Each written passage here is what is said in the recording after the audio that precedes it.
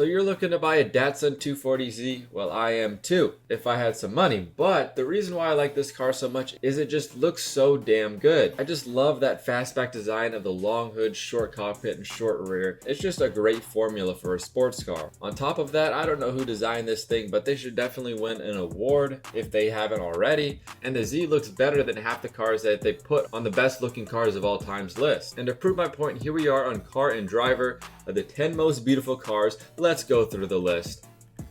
The Dino, it looks like a frog on LSD. Lamborghini Countach, that is an actually good looking car that should be on the list. This Alfa Romeo looks like a box with 4 wheel arches on the side. This thing should not be on the list. It looks like any other car from that time period. Yeah, we're giving that a 0. This one, a great looking car, but it kind of looks like it has a tumor in the back, maybe a tumor in the middle too. It just has a couple tumors. This car is riding on life support. This car, without the Bugatti and the rarity of this car, would be one of the ugliest cars of all time. It looks like a size 13 shoe. And it kind of looks like someone made this in their backyard because it has like a pinch weld down the middle of the car.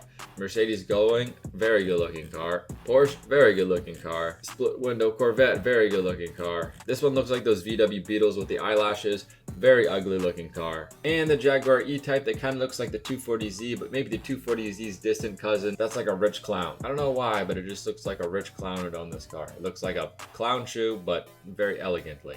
But that's the end of the list. Where is a 240Z? Just because it's a Nissan, I feel like this got cut off the list. All of these cars are super rare, super expensive, and I think that kind of clouds their judgment. But I mean, look at this sweet beauty of a car. This thing should definitely be on the list. So to help my future self out when I'm looking for a 240Z, here is the ultimate buyer's guide for the Datsun / Nissan Fairlady 240Z. We're going to be going over everything from the years, the trims, the common problems these cars have, rare parts that will add value, and the 5 coolest looking colors for the 240Z. Now I usually say rarest, but because they didn't keep records back that far, then it would almost be impossible for me to figure out without going to every single person on this car and counting. We're going with coolest. So the 240Z was around from 1969 and 1973, and after that came the 260 and the 280, which look very similar to the 240, but because they have a different engine, I'm going to make a different video on that, just so this video isn't like 30 minutes long. But over those 5 years, they sold about 172,000 of these. And that's the reason why you still can find one of these for a pretty decent deal. But you may ask, what year do I want? And I've got you covered. In 1969, this was the first year they came out. We were pretty much getting a blank slate. All of the later year options obviously not going to be there. In 1970, they added the dummy transmission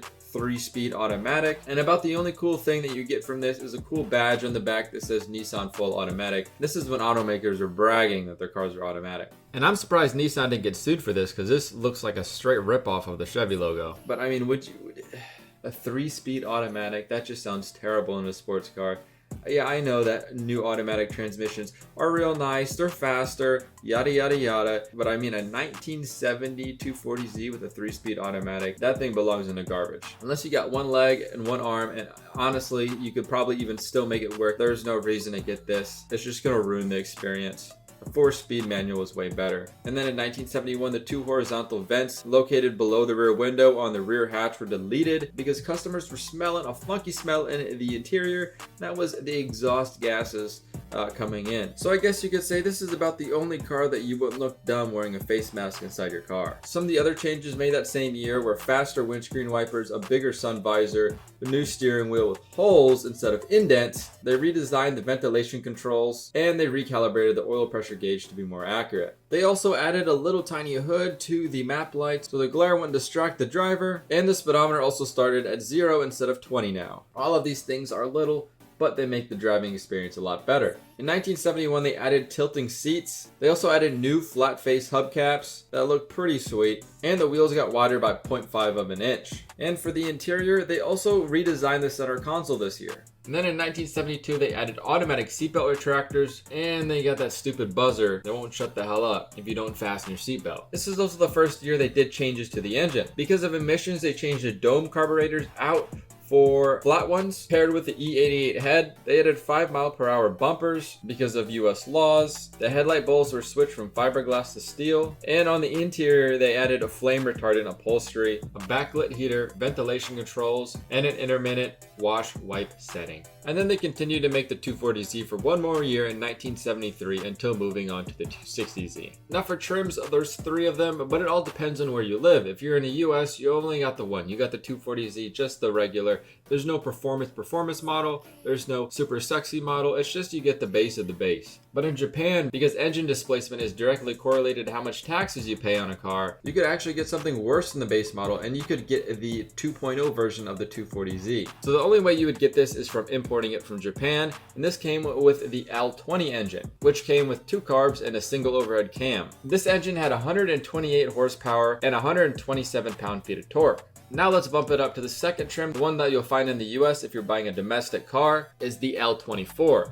This made 148 horsepower and 152 pound-feet of torque. And last but not least, if you're looking for the best 240Z and you have some deep pockets, you want to look for the Z432. This was a 4-valve per cylinder motor, 3 Mikuni carbs, and 2 camshafts. It made 158 horsepower and 131 pound-feet of torque. And originally this trim cost double the amount a regular 240Z would have set you back. Now for common problems, there's not too many since this is a Datsun, and these things were known to be bulletproof, simple, and reliable. And I've heard some people even say that you can just rebuild one of these with simple hand tools because the tolerances on these engines aren't so tight that you would need specialty tools.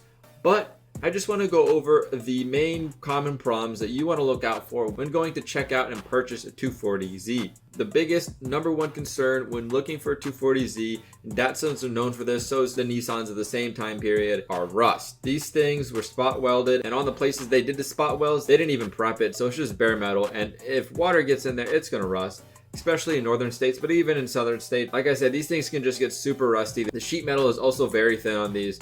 So you just want to check every nook and cranny. And when I mean every nook and cranny, I mean every nook and cranny, because it can be anywhere with these cars. And if you're not good at welding and you don't have a welder, it costs a lot to patch up rust. So either put that in your budget or look for a super clean one, but it's going to cost you a lot of money. Next problem that you want to look for is any vacuum leaks. You'll definitely know this when you're driving the car if it has one. And you just want to check over all the hoses to make sure they're still in good condition and not cracking or just straight up not connected. The starter motors on these also like to go bad sometimes, but this is a very simple fix and your local auto parts store will definitely have these in stock. Now for a more dire issue, but it doesn't happen as much as the other things. The shock absorber mounts on these cars like to corrode over time when exposed to either a salty or a moist environment, and if this isn't treated and it goes on for too long, the mounts can break apart completely at the strut tower connector, and if this happens at anything near highway speeds, you're going to lose control of this car and it's not going to be good. So make sure to check the shock absorber mounts and see if they're in good condition. And the last common problem on these cars is head gasket leak. This isn't so much as a common problem, but this is something that you just want to make sure is good on the car, because that's just a tedious and annoying job to do. Now for rare parts, you're in luck because there's not too many rare parts with this car